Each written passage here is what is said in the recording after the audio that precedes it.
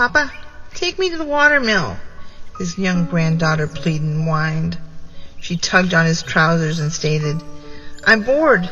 There's nothing to do that I can find." They got in the car and drove down to the mill, looking at the scenery in the countryside, the dogwood trees in blossom, the red buds looking mighty fine on the ride. As they neared the mill, they looked at the creek that supplied the old country watermill. They got out of the car and raced to the creek. Papa let her win, for it gave her a thrill. They waded in the creek, looked up the watermill, its wooden wheel turning in perfect time. The sun shone bright, its beams were a delight, warming them to the core. The feeling was sublime.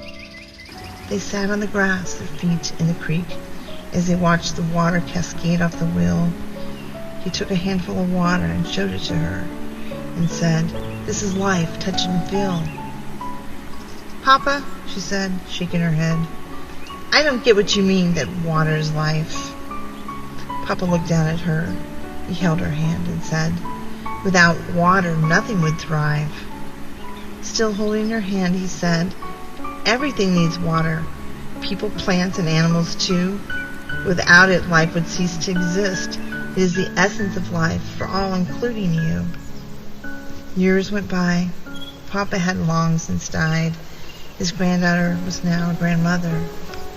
Her granddaughter said, "Nana, can we go to the watermill?